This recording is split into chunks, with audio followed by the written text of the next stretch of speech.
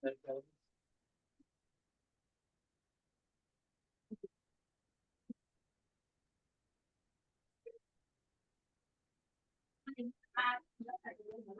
mulai saja ya, Dok. Iya.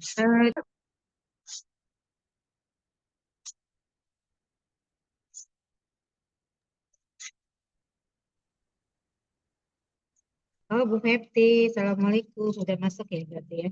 Waalaikumsalam, Dok. Selamat Siang. siang. Assalamualaikum warahmatullahi wabarakatuh. Kita masuk ya Ibu Feptinya. Alhamdulillah, Oke. baik kita mulai. Mohon maaf, ini masih di kantor jadi agak crowded ya. Baik, Bismillahirrahmanirrahim. Assalamualaikum warahmatullahi wabarakatuh. Ya, Assalamualaikum. Ya, selamat siang Bapak Ibu semuanya yang Alhamdulillah sudah hadir pada siang hari ini. Baik, Alhamdulillahirabbil alamin. Wassalatu wassalim ala asrofil anbiya'i wal mursalin. Wa ala alihi wa sahbihi ajma'in. Rabbi shrah li sadri wa yassir li amri wahlul 'uqdatam min lisani yafqahu qawli, amma ba'du. Segala puji bagi Allah ya Bapak Ibu sekalian. Alhamdulillah siang ini kita bisa berkumpul kembali untuk menggali ilmu sebanyak-banyaknya tentang kegempaan. Bersama dengan narasumber kita yang sudah hadir pada siang hari ini, saya ingin menyapa dulu dengan Ibu Fepti. Selamat siang Ibu, Assalamualaikum. Waalaikumsalam warahmatullahi wabarakatuh. Selamat siang semuanya.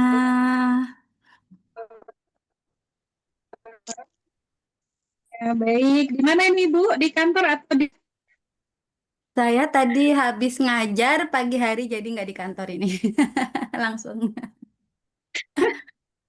Nah, Oh iya, Masya Allah. Baik ya, Ibu Fepti sudah hadir di sini, Alhamdulillah. Dan juga Ibu kita, Ketua Prokami Wilayah Banten, Dr. Nuli Juwaria. Assalamualaikum, Dok. Waalaikumsalam warahmatullahi wabarakatuh. Ya, baik Bapak Ibu sekalian, hari ini kita bertemu kembali di webinar yang insya Allah rutin diadakan oleh Prokami Banten ya, untuk menemani Bapak Ibu semuanya belajar lebih dalam ya, baik tentang kesehatan dan juga tentang ilmu-ilmu lainnya yang bermanfaat yang dibutuhkan oleh kita semuanya. Dan pada kesempatan kali ini kita akan belajar bersama tentang gempa ya, dengan tema, apa temanya Bapak Ibu sekalian? Sudah di-share ya? Kemarin sudah dapat flyernya dan posternya ya. Berteman dengan gempa, bisakah kita? Kira-kira bisa nggak nih kita berteman dengan gempa nih Bapak Ibu semuanya? Dan semalam ya, semalam kita sudah merasakan bersama ya. Ada yang berasa semalam ada gempa? Enggak berasa, Bu. Ada berasa Tahunya semalam. aja. Ada berasa semalam. Saya tinggal di Depok, berasa sekali. Berasa ya? Dikit ya? Iya, berasa. Iya. Kami tinggal di Goyang-goyang Kabupaten dikit Serang, gitu ya? berasa, Bu. Masya Allah. Iya, jadi semalam itu ternyata setelah kita cek itu ada gempa Bekasi kalau nggak salah. Nanti kita akan bincang-bincang lebih banyak dengan Ibu Fepti ya. Baik, Bapak.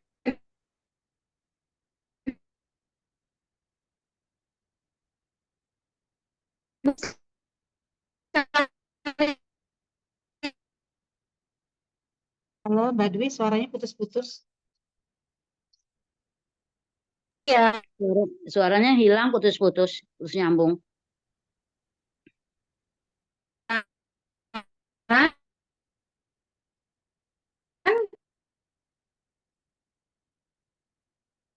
Hilang, Bu, suaranya. Saya akan bacakan dulu untuk rundown acaranya.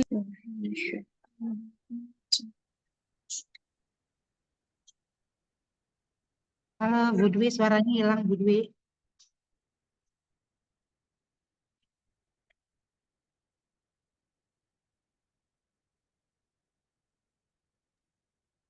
Bu Dwi, suaranya nggak ada, hilang. Gaib. Kayaknya kelempar ya. Kelempar. Nggak apa-apa ya, sambil jalan ya. Oke. Kena Oh, udah ada. gempa Jadi gitu. Kena gempa suaranya. kelempar. Nah, sambil menunggu Bu Dwi, saya handle dulu ya. Apakah Bu Dwi ini kalau udah masuk bilang ya? Oh, udah masuk nih. Bu Dwi suaranya di mute, dibuka dulu Bu. Mas Bapak Ibu selentar. Iya.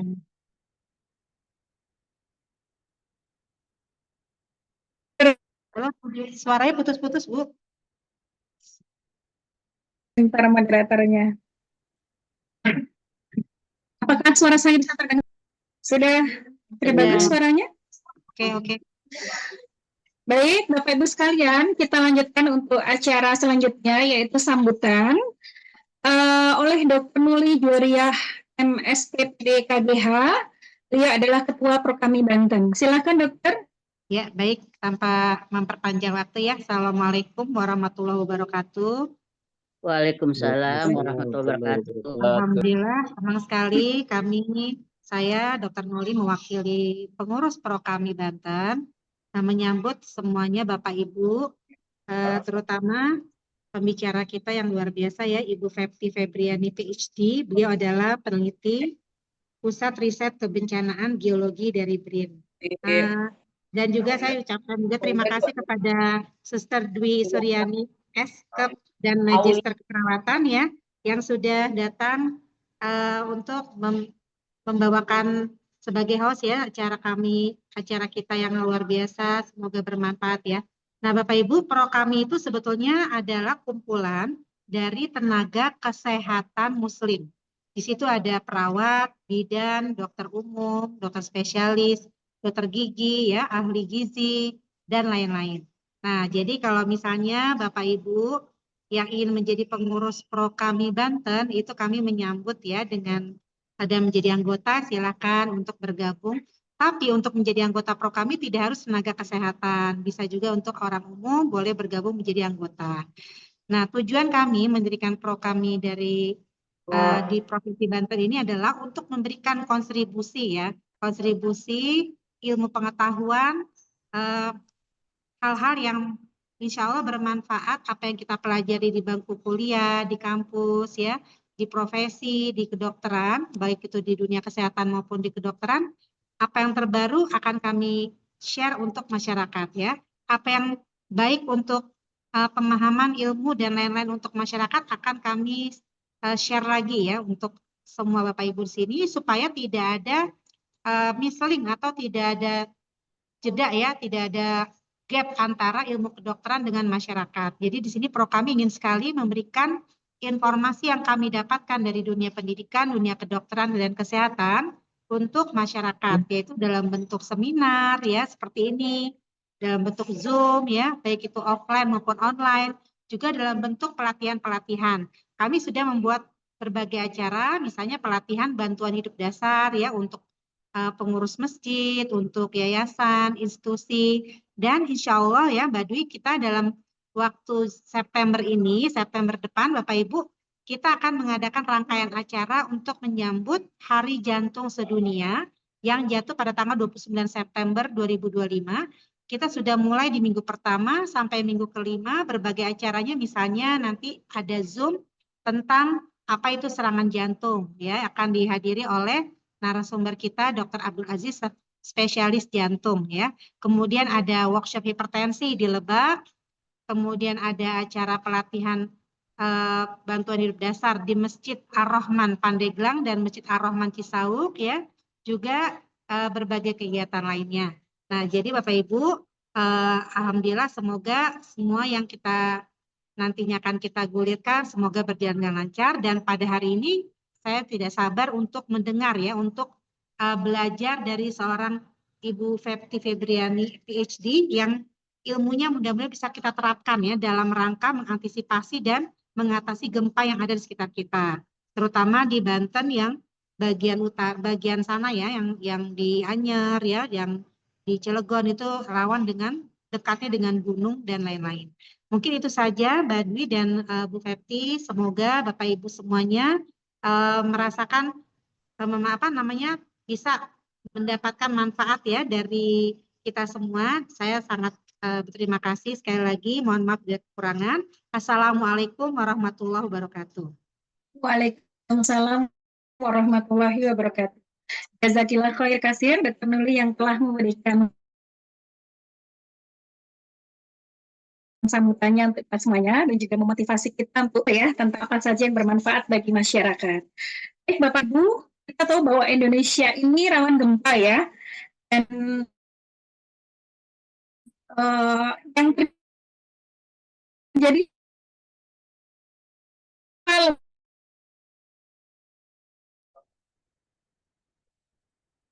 itu kan nih, ini pusing atau gempa nih, karena memang semalam itu berasanya agak kecil, nggak begitu besar.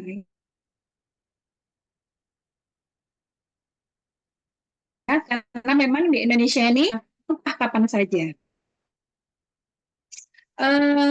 Baik Bapak Ibu, kali ini kita bersama dengan Ibu Fetty Febriani PhD yang sudah hadir di sini. Saya akan bacakan CV beliau dulu ya, supaya kita semuanya kenal. Kan kenal maka aruf gitu ya.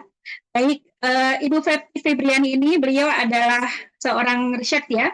Beliau bekerja di BIN ya, di Badan Riset dan Inovasi Nasional, di Research Center of Geological Research di Kompleks Spitek Seput, Tangerang Selatan ya. Kemudian beliau juga pendidikannya di doktoral degree-nya di Department of Earth Science dari SIBA University pada tahun 2011 sampai 2014.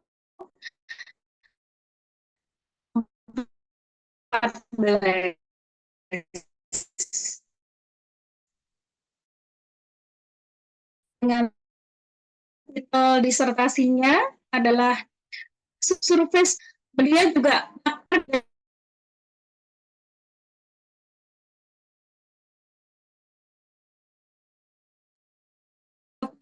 Tadi suaranya putus-putus.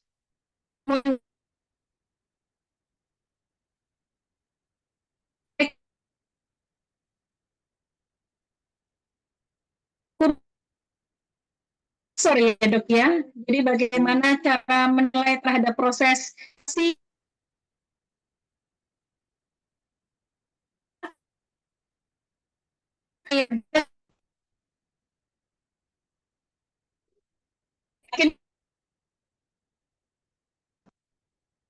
Apa ya putus-putus ya dok?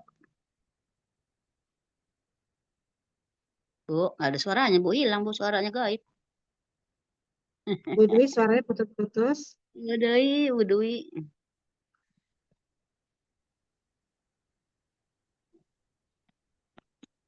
Oke, saya ambil alih dulu ya.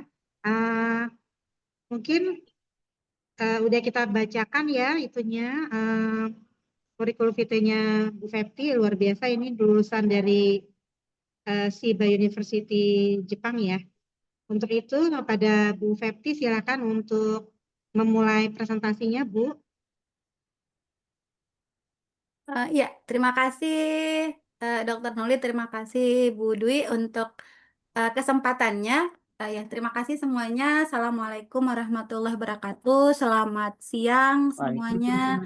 Semoga Waalaikumsalam warahmatullahi wabarakatuh. semoga semuanya sehat ya. Ini pas banget nih Amin. dari Prokaminya kemarin Jabodetabek baru dilanda gempa gitu ya. Pas hari ini kita bahas tentang gempa gitu ya. Ya, saya share dulu materi presentasi saya. Semoga tidak terlalu teknis ya bahasannya. Insya Allah udah saya usahakan bisa dipahami oleh orang awam gitu. Nah, saya coba share ya.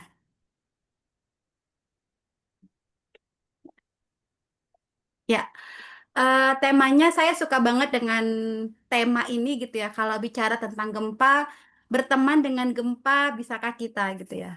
Karena mau tidak mau, kalau kita hidup di Indonesia, jawabannya harus bisa gitu. Nggak boleh nggak bisa. Nanti kita bedah ya, kenapa harus bisa jawabannya gitu. Dalam konteks kita hidup di Indonesia gitu, kalau kita dapat pertanyaan ini, maka jawabannya cuma satu, harus bisa. Nggak boleh nggak bisa. Nanti kita lihat kenapa gitu harus bisa, di akhir nanti kita lihat ya, kenapa jawabannya harus bisa gitu. Nah, kalau peta ini agak bingung gitu ya, ini adalah peta Indonesia. Bayangkan peta Indonesia dari Pulau Sumatera di barat Indonesia. Di sini bagian barat ya. Di sini barat. Kemudian kita tinggal di Jawa, di sini sekitar di Banten sini. Ini Pulau Jawa, ini Pulau Kalimantan, ini Pulau Sulawesi, dan yang paling timur adalah Pulau Papua. Pulau Papua ya. Jadi kalau saya bicara barat berarti di sebelah sini. Saya bicara timur berarti sebelah sini, sebelah Papua. Saya ke atas ini kita utara, nyebutnya ke bawah ke selatan. Nah, bayangkan kita hidup di Indonesia, kemudian di bawah Indonesia itu bayangkan dibentuk oleh puzzle-puzzle gitu. Bapak Ibu semua mungkin tahu ya puzzle, anak-anak usia kelas 4, kelas 5 itu sering ya main puzzle. Jadi kalau puzzle itu kan dia saling bertemu gitu ya, klok-klok gitu ya. Nah, bayangkan di bawah laut Indonesia itu ada puzzle besar, kita nyebutnya lempeng tektonik. Bahasa sainsnya lempeng tektonik, tapi saya lebih suka membahasakannya ke puzzle besar. Nah, puzzle besar itu di sebelah barat sini adalah namanya lempeng tektonik Indo-Australia di sini. Dari sini sampai ke sini nih. Di sini kan benua Australia. Di bagian utara sini ada lagi nih puzzle besar namanya lempeng Eurasia. Dan puzzle-puzzle besar di sebelah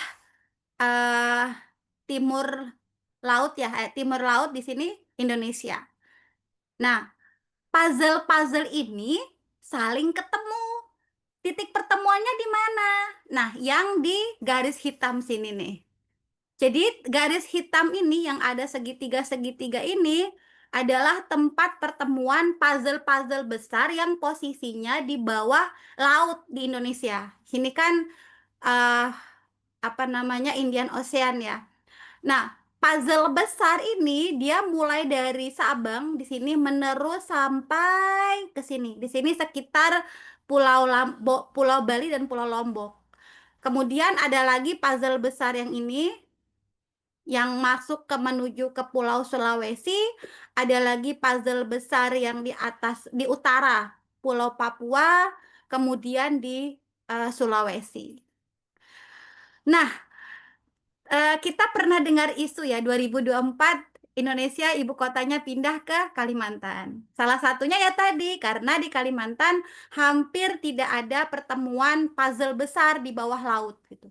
Jadi memang Kalimantan adalah relatif aman gempa. Nah, itu baru puzzle besar. Puzzle besar ini dia tidak diam, Ibu Bapak. Dia bergerak setiap hari.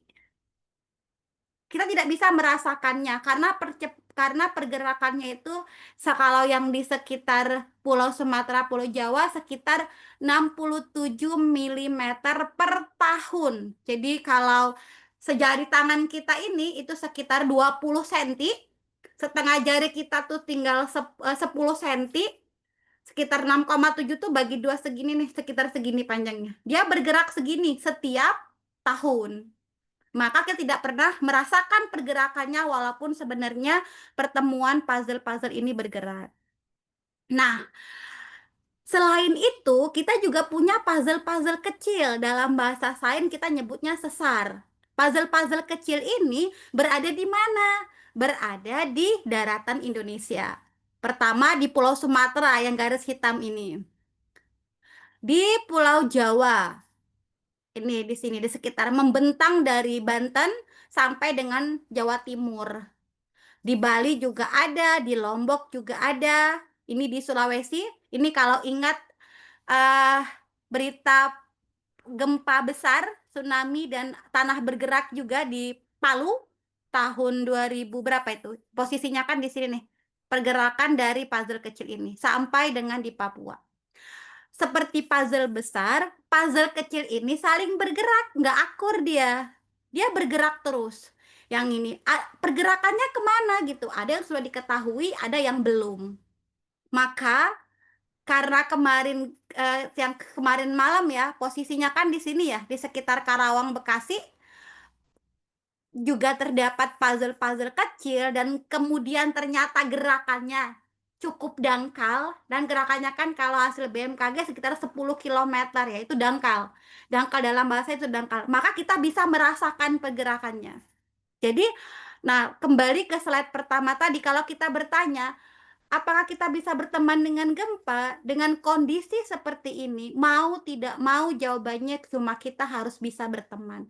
Karena kita nggak ada opsi pindah ke negara lain ya, pindah ke negara lain, dan kita memang sudah ditakdirkan tinggal di sini. Maka mau tidak mau kita mesti berteman, karena setiap hari kita akan bisa merasakan gempa gitu. Nah, kondisi inilah yang membuat Indonesia itu sering sekali kejadian gempa. Nah, ini yang lebih kompleks ya, yang lebih besar di sini. Kalau tadi cuma garis lurus, dia nggak lurus-lurus kayak gini Bapak Ibu. Dia cenderung miring seperti ini sebenarnya. Jadi pergerakannya tuh nggak teratur. Ada yang bergerak ke utara, ada yang bergerak ke selatan. Dan itu tersusun secara tidak teratur. Nah, kalau yang ini yang lebih garis merah ya, tadi yang saya sebut puzzle-puzzle besar itu garis hitam, yang puzzle-puzzle kecil adalah garis merah. Nah, garis-garis merah ini dia tidak membentuk sebuah garis lurus yang bisa kita prediksi. Garisnya itu kadang ke utara, kadang sedikit ke timur, kadang sedikit ke barat. Mulai dari Sabang sampai dengan Lampung, kemudian Banten sampai dengan Jawa Timur, di Pulau Bali, Pulau Lombok, ini Papua, bahkan kemudian di Kalimantan juga ada, walaupun aktivitas kegempaannya sedikit gitu. Nah, kita di BRIN mencoba menggambar kejadian gempa di Indonesia selama dari kurun waktu 1997 sampai 2022. Jadi bisa dilihat ya, posisi gempa itu selalu berdekatan dengan posisi garis hitam yang merupakan pertemuan puzzle besar, dan posisi garis merah yang merupakan pertemuan puzzle-puzzle kecil yang terletak di daratan Indonesia. Nah, kondisi ini memang mau kita hadapi gitu ya. Kita harus menghadapi kondisi ini, siap dan tidak siap, kita mesti siap gitu. Karena mau tidak mau memang kondisi kita sudah dikasih Allah ya seperti ini, kondisi geologinya. Kita pilihannya cuma berteman dan bertahan gitu ya. Ini untuk wilayah seluruh Indonesia, ini lebih saya plot per pulau. Ini adalah Pulau Sumatera. Lebih jelas kita bisa melihat posisi gempanya di sekitar pertemuan puzzle besar ini dan pertemuan puzzle kecilnya. Lihat ini garis-garis merah ini, ada yang ke sini, nyambung ke sini sedikit, dari sini sampai ke bawah. Ini yang untuk yang di sekitar Sumatera. Nah, ini yang di sekitar Jawa. Ini yang Jawa ya. Yang Jawa sama, ini yang kita plotting lebih dari 5 yang biasanya dirasakan. Kalau yang ini kan M ini berarti kekuatan gempanya. Kalau kekuatan gempanya kita, kalau kemarin kan laporannya BMKG 4,9 gitu ya. 4,9 kalau dia kedalamannya sekitar 10 itu juga udah kerasa. Nah, ini kalau untuk wilayah Jawa yang gempanya kekuatannya di atas 5, kita bisa melihat, kita tahu ada gempa Cianjur di sekitar sini. Kemarin gempa di sekitar gempa Karawang ya, di sekitar sini. Nah, ini adalah lebih detail nih pertemuan puzzle-puzzle kecilnya yang garis merah. Jadi dia tidak membentuk sebuah garis lurus, dan ini pun juga masih menjadi pertanyaan beberapa peneliti ya. Apakah garis ini menerus sampai ke sini? Bahkan ada yang kemudian dari bagian barat Banten sampai dengan pertemuan Jawa Barat sama Jawa Tengah itu dibagi menjadi beberapa bagian. Maka kemarin kalau gempa yang Karawang itu ada yang disebutkan karena sesar Baribis, tapi BMKG menyebutkan juga karena sesar yang lain. Tapi sebenarnya semuanya satu kesatuan sebagai bagian dari sesar Baribis yang dari sekitar sini, daerah Banten sampai ke sini di dekat Indonesia, Jawa bagian tengah, Jawa Tengah sini. Maka di sekitar sini akan sering terjadi gempa, di sini juga gempa, di sini sesar yang menyebabkan tsunami di Pangandaran, dan di sini adalah gempa-gempa yang sering terjadi di Selat Sunda, selat yang memisahkan antara Pulau Sumatera dan Pulau Jawa gitu. Nah, ini Kalimantan. Kalimantan bersih ya Bapak Ibu ya. Kalimantan bersih, hanya di sekitar sini ada puzzle kecil gitu ya, dan puzzle besarnya hampir tidak ada sekitar Kalimantan, walaupun Kalimantan juga punya ancaman bahaya yang lain gitu ya. Ini Sulawesi. Di Sulawesi ada puzzle besar di sini yang sering sekali menyumbang gempa.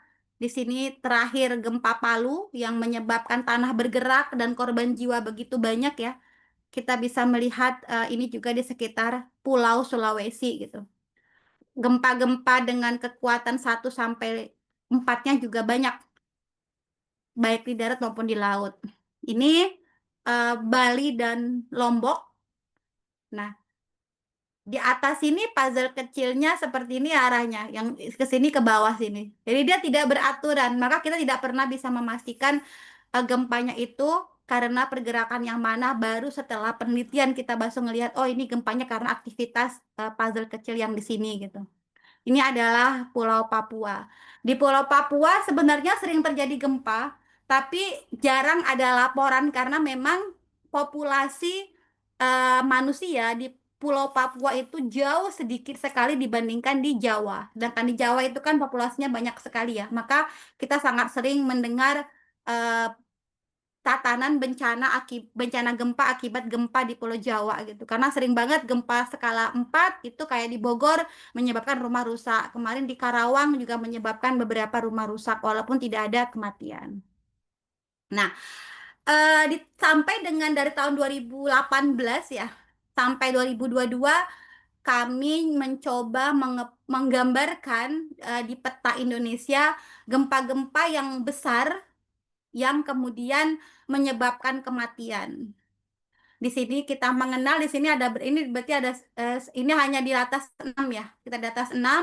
Nih kita mengenal di sini ada gempa di sekitar Pulau Sumatera, Sabang, ini di sekitar Bengkulu, ini di sekitar yang kemarin gempa Cianjur 2018, kemudian kan ada gempa Lombok juga 2018, di sini gempa Palu 2018, yang gempa Mamuju 2020, dan gempa Cianjur tahun 2021. Nah, dari tahun 2018 sampai tahun 2022 itu sudah menyebabkan total meninggal sampai 3.000 jiwa ya, luka lebih banyak lagi, dan bangunan rusak lebih banyak lagi. Karena memang secara struktur teknis bangunan di Indonesia itu hampir semua bangunan yang berdiri itu bukan merupakan bangunan tahan gempa, terutama di perumahan gitu.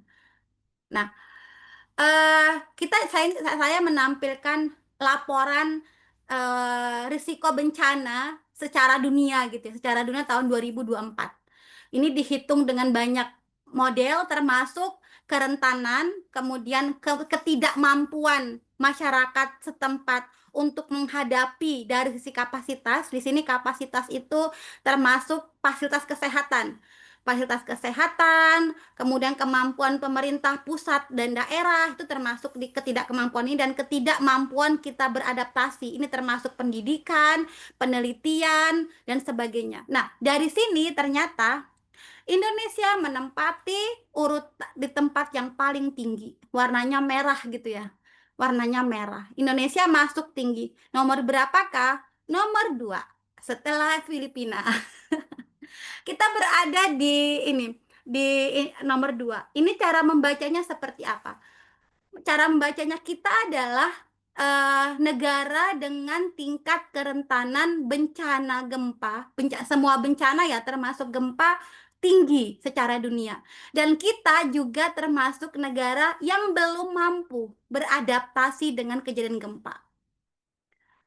Jadi kita punya paparan yang banyak nih dari bencana gempa, tsunami, dan sebagainya. Tapi sebagai sebuah negara, kita juga belum mampu bertahan dengan kondisi ini gitu loh.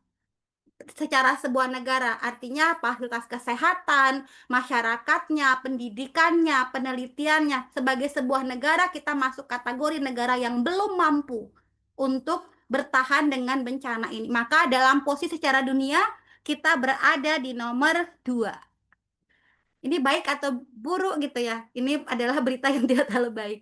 Kita bandingkan gitu. Ini adalah negara-negara di dunia yang mempunyai paparan. Paparan itu jenis bencana yang cukup banyak di dunia. Ada Cina, ada Meksiko, ada Jepang, ada Filipina, ada Indonesia, ada Amerika, India, Kolombia, Australia. Tapi kita lihat dari negara-negara yang mempunyai paparan bencana yang besar, yang masuk ke dalam kategori negara dengan indeks risiko yang besar itu adalah hanya Filipina, India, dan Indonesia. Sedangkan negara-negara maju, walaupun paparan bencananya banyak, mereka bisa bertahan sebagai sebuah negara, sebagai sistem sebuah negara, pendidikan, kesehatan, kemudian kesiapan masyarakat, sisi ekonomi, dan sebagainya. Nah, selain itu, jadi ini menjadi catatan bagi kita sebagai sebuah negara ya. Kita adalah negara dengan paparan yang besar, tapi kita juga adalah sebuah negara yang belum mampu bertahan ke gempa. Parameternya apa? Parameternya adalah kita bisa melihat di Karawang kemarin aja, hampir semuanya panik. Hampir semuanya panik gitu ya. Nah, padahal kalau dalam kategori kita gempa 4,9 itu bukan gempa yang merusak gitu. Tapi kita sudah panik karena memang kita belum siap baik sebagai sebuah individu maupun sebagai sebuah negara jika ada bencana yang terjadi di sekitar kita gitu. Nah, ini juga data secara Indonesia. Kalau tadi data secara global gitu ya, secara dunia. Ini data secara Indonesia. Ini saya ambil dari buku Gempa Bumi di Indonesia karangan Prof. Irwan Melano ya, dari data database bencana Indonesia. Nah, di sini kita lihat statistik kejadian bencana alam. Ternyata yang paling besar sebagai sebuah negara itu adalah badai. Gempa itu hanya sekitar 2,2% dari total bencana yang terjadi di Indonesia ini dalam kurun waktu 20 tahun apa ya, lupa saya. Tapi itu cukup lama gitu. Gempa itu cuma 2,2%. Namun, kita lihat di kolom yang tengah. Karena gempa bumi dan tsunami menyebabkan korban jiwa yang paling banyak dari semua bencana yang ada di Indonesia. Ini berarti sama ya dengan tadi laporan secara dunia gitu. Kita negara dengan paparan bencana yang besar, tapi kita termasuk negara yang belum bisa bertahan sebagai sebuah negara jika ada bencana. Kemudian secara ekonomi, gempa juga menyebabkan kerugian yang cukup besar karena biasanya berhubungan dengan rusaknya bangunan, fasilitas umum, kemudian matinya listrik, internet, dan sebagainya gitu. Nah, data ini sebenarnya dari tahun 2022 ya. Semoga setelah 2022, 2003, 2024 kita belum punya datanya, ini menurun ya. Karena data ini sudah dirilis dan sudah dipublish gitu. Nah, ini adalah dari tahun 80 ternyata. Ini per dekade ya, per dekade 10 tahun. Statistik kejadian bencana ini selama tahun 80 sampai tahun 2021. Gempa dan tsunami itu adalah bencana yang termasuk kecil, sedikit terjadi di Indonesia. Paling banyak tadi badai, banjir, tanah longsor, dan sebagainya. Tapi statistik korban jiwanya per dekade, per 10 tahun juga paling banyak adalah gempa bumi dan tsunami gitu ya. Selain itu, per dekade juga kerugian ekonomi juga disumbang besar oleh gempa bumi dan tsunami. Jadi memang faktornya banyak gitu ya. Kita belum ada latihan penyelamatan gempa. Mulai dari tingkat TK sampai tingkat SMA, perkantoran, maupun sekolah. Kita belum punya itu gitu ya. Terus pertanyaannya, kalau kita sudah tahu kondisi tadi seperti tadi gitu ya, kemudian apa yang bisa kita lakukan sebagai masyarakat? Kita berbicara dari sisi masyarakat ya. Kalau dari sisi pemerintah kita udah di luar wewenang kita gitu, di luar jangkauan tangan kita. Jadi apa yang bisa kita lakukan sebagai masyarakat? sebagai masyarakat yang saat ini tidak punya akses mengubah gitu ya. Kalau ini beda lagi kita berbicara kalau kita adalah pengambil kebijakan tingkat daerah gitu misalkan, atau pengambil kebijakan tingkat provinsi atau negara. Saya pada saat ini hanya berbicara kita sebagai masyarakat. Sebagai masyarakat apa yang bisa kita lakukan? Setelah kita paham tadi kita tidak bisa pernah jauh dari kejadian gempa, maka yang perlu kita lakukan adalah sebagai masyarakat, sebagai individu, sebagai sebuah keluarga adalah yang pertama, harus mulai ada pembicaraan tentang gempa di keluarga kita gitu. Apa yang akan kita lakukan jika gempa terjadi gitu. Yang kedua, kita harus mulai sering, rutin melakukan latihan menghadapi runtuhan saat gempa terjadi. Nanti saya tunjukkan video di sebuah tempat gitu, di sebuah sekolah di Cina gitu ya. Kemudian yang ketiga, nah kita harus menyediakan alat pemadam kebakaran obat yang penting. Yang keempat, jika kita memang mempunyai kemampuan, bangunlah rumah yang mulai mempertahankan gempa. Kalau memang mau renovasi, tolong acu pembangunan rumah tapak lantai 1 dan lantai 2 yang dikeluarkan oleh PUPR. Bagaimana pemasangan angkur di setiap kolom rumah gitu. Bagaimana kemudian memperkuat rumah yang baru direnovasi. Nah, yang kelima, yang selanjutnya adalah memperhatikan daerah rawan gempa. Tadi kita sudah lihat ya untuk wilayah Jawa itu masuk wilayah rawan gempa semua gitu ya. Nah, saat bencana ini yang perlu kita latih sehingga menjadi pengetahuan alam bawah sadar gitu ya. Kita harus melakukan merunduk dan melindungi kepala bagian bawah. Jadi sayang kita di Zoom ya.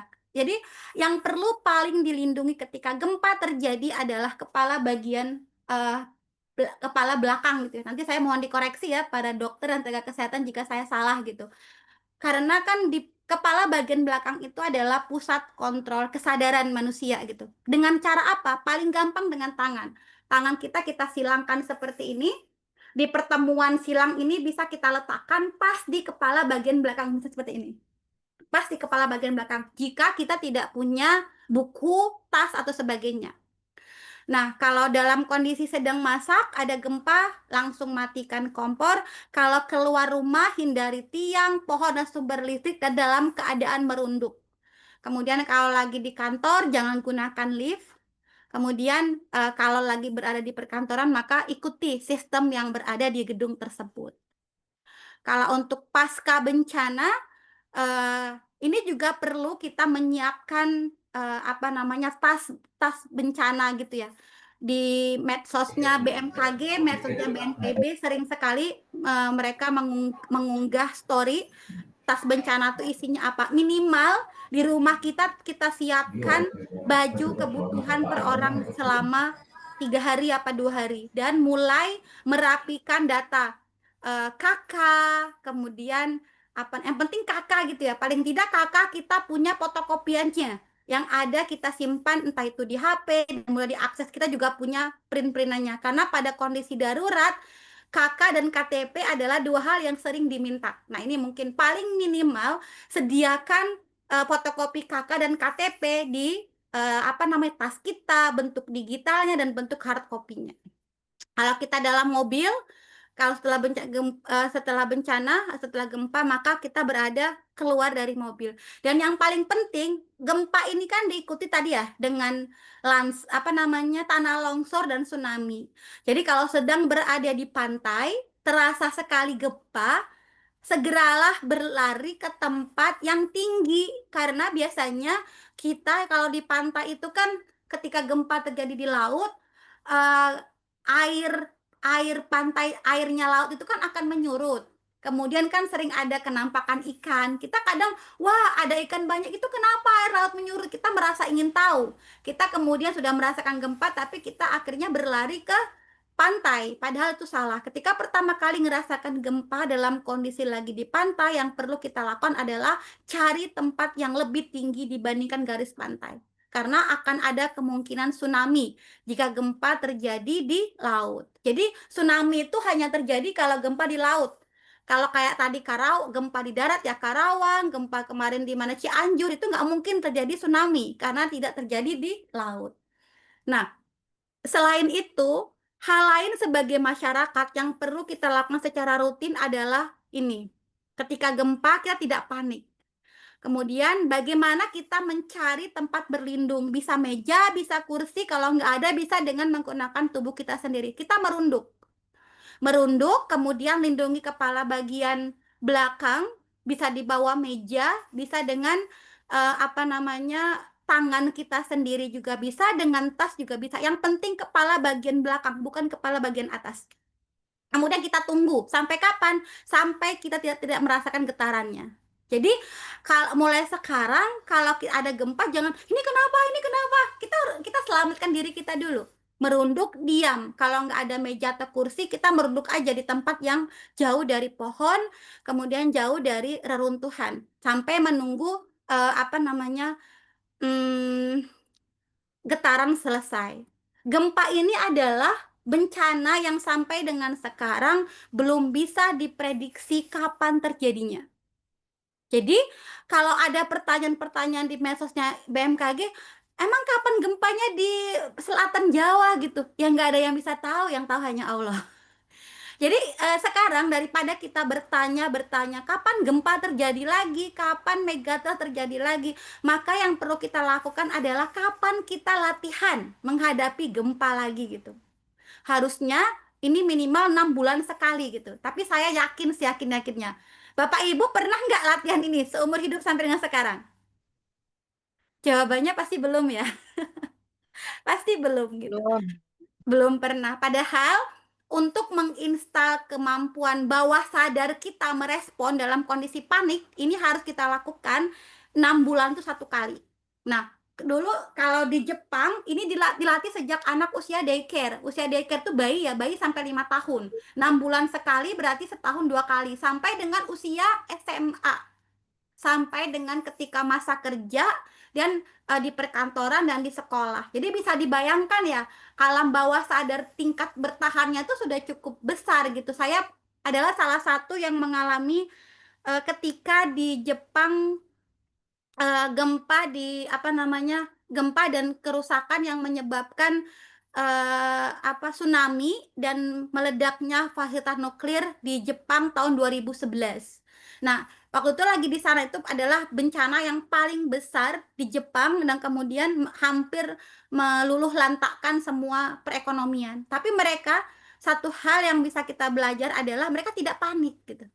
Mereka tidak panik. Jadi pada kondisi itu di fasilitas umum ya, di KRL, saya lagi ingat banget, saya lagi di KRL lagi mau naik kereta gitu, kemudian gempa kencang sekali, kemudian kita diem gitu, semuanya diem. Jadi kita kan malu juga kalau kita lari-lari, semuanya diem. Habis itu ada petugas yang mengarahkan kita berlindung di mana gitu, dan kemudian semuanya keluar dengan tertib. Nah, ini mungkin yang bisa kita lakukan. Masyarakat Jepang bisa seperti itu karena mereka bertahun-tahun selama setiap 6 bulan sekali dalam konteks sebagai individu, sekolah, kemudian kecamatan, masyarakat itu mengadakan proses ini. Ini adalah cara paling gampang gitu, sebagai sebuah masyarakat supaya kita bisa melakukan hal ini gitu. Mulai dari belajar merunduk, melindungi kepala dan menunggu sampai getaran selesai, bukan dengan panik gitu ya. Nah, kalau hal ini bisa kita lakukan, maka begitu jumlah korban jiwa itu bisa banyak sekali berkurang gitu. Di sekolah sampai dengan tahun 2021 ya, yang baru melakukan ini hanya sekitar 4% dari total sekolah se-Indonesia. Jadi kita bisa bayangkan ya, 4% itu dari total ribuan sekolah di Indonesia berarti hanya mungkin bisa dihitung dengan 2 jari tangan gitu ya. Total sekolah yang sudah melakukan ini. Apalagi perkantoran dan gedung-gedung yang tinggi, hampir tidak pernah, kecuali atas inisiatif sendiri, misalkan bulan Oktober atau bulan Februari gitu ya. Nah, ini bisa kita mulai di kantor masing-masing, bisa dengan mengundang BNPB gitu ya, untuk meminta melakukan latihan ini bersama-sama, atau bisa juga kita inisiatif sendiri melakukan hal ini gitu ya. Nah, saya akan menunjukkan sebuah video gitu ya, bagaimana tadi proses ini berjalan efektif di sebuah sekolah, dan kemudian nanti akan membuat masyarakatnya menjadi tenang. Sayangnya ini videonya dari Cina gitu ya. Ntar saya coba share. Saya coba share ya.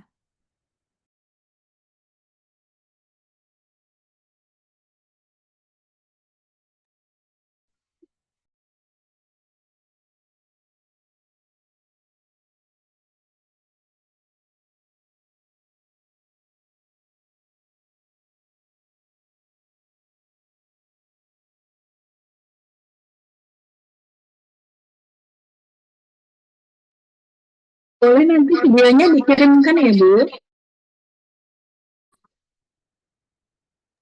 Bentar ya. Bentar.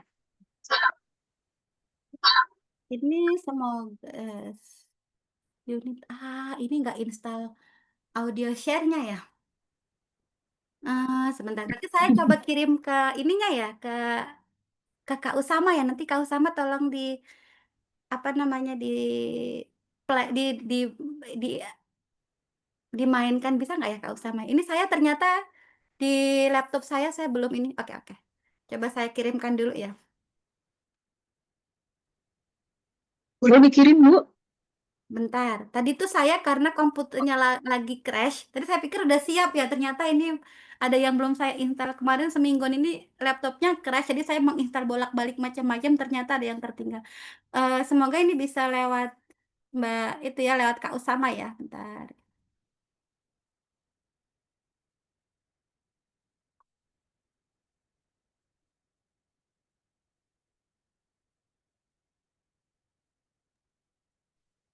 Kalau di kantor-kantor itu suka ada ini ya, Bu, ya, video mitigasi seperti itu ya. Biasanya akan sering diputar. Misalnya dalam acara seminar, workshop, latihan, atau pertemuan rutin itu biasanya video mitigasi itu suka ditayangkan ya. Iya. Tidak bisa juga ya ini. Sebentar saya coba cari cara ya. Coba semoga nanti kita lihat gambar ini. Ternyata formatnya bukan apa namanya MP3 atau MP4 jadi nggak bisa juga di itu. Ntar semoga ini suaranya bisa kedengaran nggak? Kedengeran, Bisa, Ibu? Bu, bisa. Kedengaran ya? Bagus. Oke oke. Ya, kedengeran. Nah, jadi ini gempa yang terjadi di Cina ya. Suara filmnya Jadi nggak ini kedengeran. sekolahnya memang sudah menerapkan tadi ya drop cover dan tadi berunduk, berlindung dan diam gitu ya. Jadi mereka sudah melakukan ini di tingkat sekolah gitu dan berlangsung sekian lama. Nah, ini adalah pas kejadian gempa lewat CCTV. Ini jadi compile video CCTV yang bagaimana kemudian ternyata sekolah itu merespon dengan sangat bagus gitu ya. Nah, saya liatin ya. Nah, ini proses belajarnya. Nah, ini video CCTV ya. Jadi ini memang kejadian real. Jadi ini di kelas 2, kelas 1, di sini perbedaan kelasnya ya. Kelas 3 di sini. Ini masing-masing kelas ya, kelas 4 gitu. Nah, ini mereka lagi tenang ya, proses belajar di sekolahnya lagi berlangsung dengan diam gitu. Nah, ini gempa, ini gising, ini gempa mulai terjadi. Kita lihat nih. Mereka pertama panik gitu ya. Tapi kemudian otomatis langsung diminta oleh guru berlindung di bawah meja. Nah, kemudian mereka melindungi kepalanya, dipandu oleh para guru untuk keluar gitu. Setelah getaran selesai.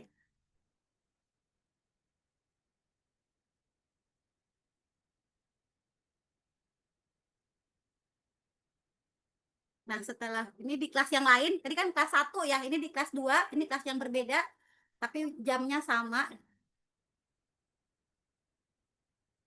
Sama gurunya yang tidak panik duluan nih keluar gitu ya. Nah, ini di kelas yang berbeda lagi, tapi waktunya sama gitu, harinya sama. Ini di kelas yang besar mereka sudah sigap untuk turun berlindung di bawah meja gitu. Di kelas masing-masing, ini di kelas yang lebih tinggi lagi.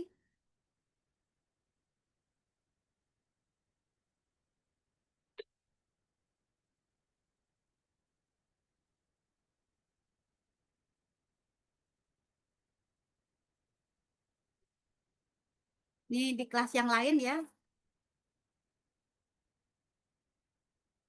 karena sudah terbiasa gitu ya latihan gempa yang mereka lakukan yang berlindung di bawah meja gitu.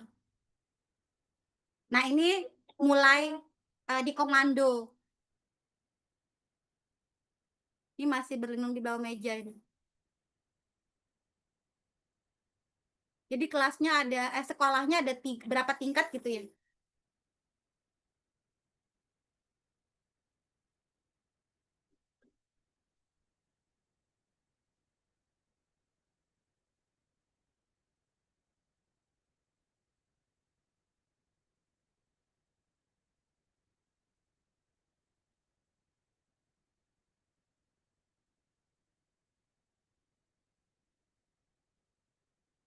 Nah, ini dipandu oleh guru ya, eh mulai dengan melindungi kepala keluar gitu.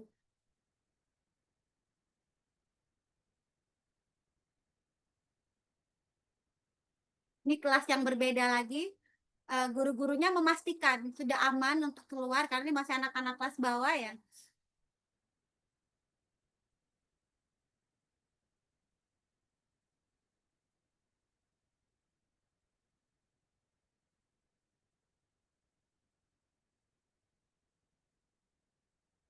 Nah, di sini diminta ya anak-anak tidak bawa tas gitu. Jadi semua peralatan ditinggal di ruang sekolah. Dan gimana fokus utama adalah menyelamatkan diri gitu. Jadi nggak ada satupun anak-anak yang bawa buku, bawa apapun keluar ruangan gitu. Yang memandu para gurunya ya. Nah,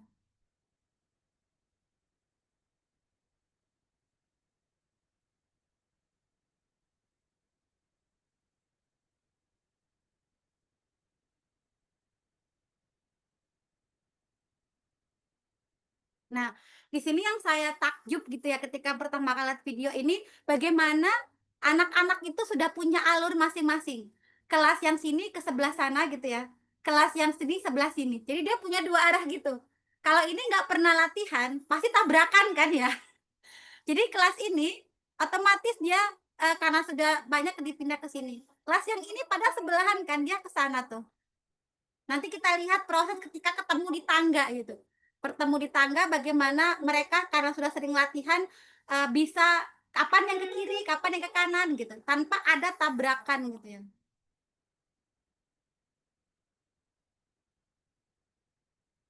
Jadi jadi fungsinya di sekolah itu punya beberapa tangga gitu. Tidak hanya nah ini kita bisa lihat ya. Mereka sudah teratur ada yang ke tangga sebelah sini, ada yang ke tangga sebelah segini. Dan tangga ini cukup lebar ya. Kalau di sekolah-sekolah kita ini kayaknya sempit banget ya. Ini yang perlu mungkin menjadi perhatian ya pihak. Nah, nanti kita lihat nih di sini. Mereka kapan mengambil tangga sebelah kiri, kapan mengambil tangga sebelah kanan, ada teman yang perlu diselamatkan, siapa yang bertanggung jawab gitu. Itu udah punya prosedur sendiri gitu. Nah, ini mereka semuanya sepakat menuju ke titik kumpul dan semuanya kita lihat keluar dari gedung berlari ke arah sini. Karena posisi lapangannya itu di sebelah sini nih. Posisi lapangan sekolahnya.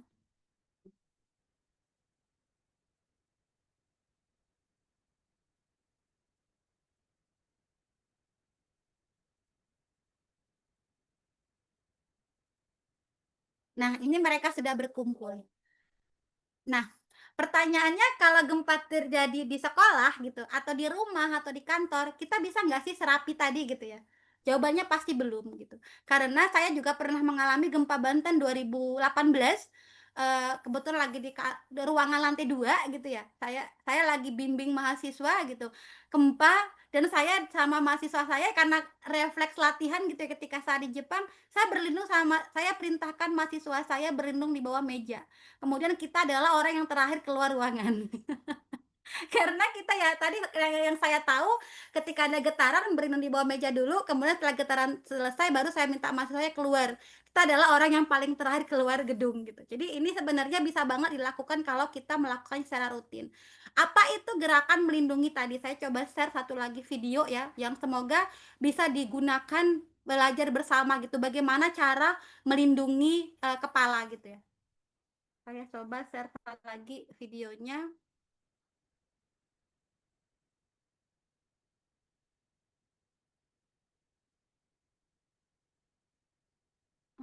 Videonya di mana ya? Bentar ya, mohon menunggu. Ini. Salah. Earthquakes happen every register it does. It's actually become a quake hits. If the earth is Ini mohon maaf, videonya dalam bahasa Inggris, tapi kita nanti lihat aja ya prosedur sekolah gimana. Ini juga sama di sebuah sekolah, jadi saya mengumpulkan video-video sekolah karena sering sekali diminta edukasi di sekolah gitu ya. shaking and things Ini bisa didengar. to know the 3 myths that won't keep you safe. Number 1, don't run and stand in a doorway. You're not protected from flying or trip or Coba ini shakeout. saya liatin aja prosedurnya ya. Nah, Your body nah ini. Jadi, nah ini ketika ini kalau ini simulasi ya latihan. Nah, ketika gempa jadi berenang di bawah kepala, satu tangan melindungi kepala bagian belakang dan satu tangan memegang meja kalau kita punya meja, atau kalau kursi memegang kursi, supaya kalau ini bergetar kita bisa mengikuti arah meja ini gitu. Jadi kalau prosedur latihannya seperti ini, jadi langsung merunduk, letakkan kepala di bawah meja atau di bawah kursi, satu tangan melindungi kepala bagian belakang dan satu tangan berpegang dengan tiang kursi atau tiang meja. Nah, ini yang harus dilakukan berkali-kali sampai kita tidak panik dan ingat dalam kondisi darurat. Ini kita posisi seperti ini kita lakukan sampai dengan getaran tidak lagi terasa, baru kita keluar. Baru kita keluar ruangan untuk menyelamatkan diri gitu. Nah, seperti ini kalau dari atas untuk posisi berlindung di bawah meja ya. Nah, kalau dari samping seperti ini, jadi satu tangan melindungi kepala bagian belakang dan satu tangan berpegang dengan kaki meja atau kaki kursi gitu ya. Nah, ini supaya kita ingat untuk melakukan ini ketika kondisi darurat, maka harus dilakukan secara rutin. Kalau di Jepang biasanya 6 bulan sekali. Sebenarnya di Indonesia itu tahun 2021 apa 2022 itu udah keluar aturan SPAB, Satuan Pendidikan Aman Bencana. Dan salah satu butirnya ya tadi melakukan latihan penyelamatan gempa selama seingat saya 6 bulan apa setahun sekali gitu. Tapi ternyata itu belum diimplementasikan ya di sekolah-sekolah gitu. Jadi mungkin bisa kita mulai mandiri gitu ya di sekolah, di kantor kita mulai mandiri gitu.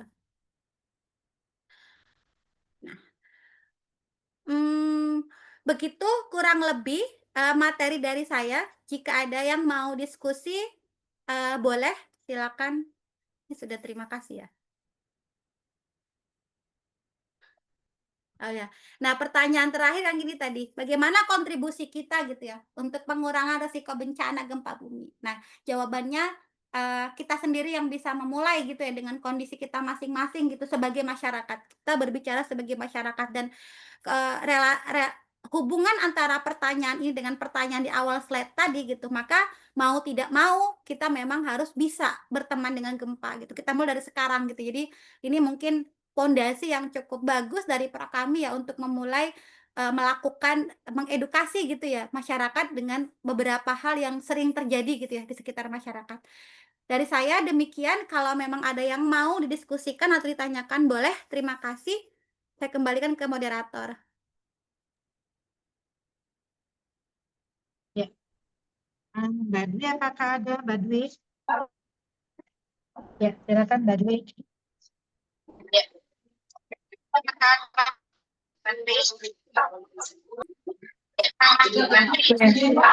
Baik. Ini suaranya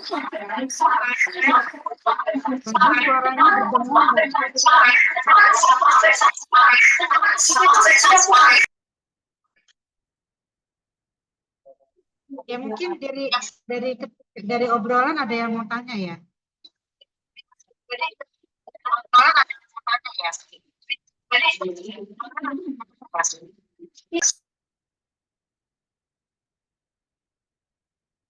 Oke, mungkin ada di antara Bapak Ibu ada yang langsung mau bertanya, silakan.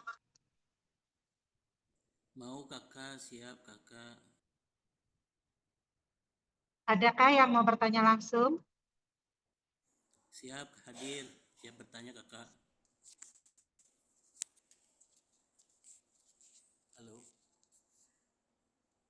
Ada pertanyaan Fepti dari Pak Mas Jum. Bagaimana perkembangan tentang gempa megatrust yang sempat disampaikan oleh seorang jubir BMKG?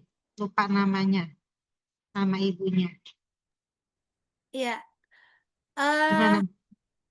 Perkembangan megatrust ya suatu saat dia akan datang gitu, tapi nggak tahu kapan gitu ya. Karena seperti di sini megatrust itu apa gitu. Nah, kita definisi dulu. Megatrust itu apa? Jadi megatrust itu adalah gempa yang terjadi di daerah hitam sini. Jadi kalau gempa-gempa itu terjadi sekitar hitam ini, dalam bahasa sains kita menyebutnya zona subduksi gitu ya. Maka akan kemungkinan terjadi megatrust di sekitar sini ya. Nah, megatrust ini gempanya sangat besar.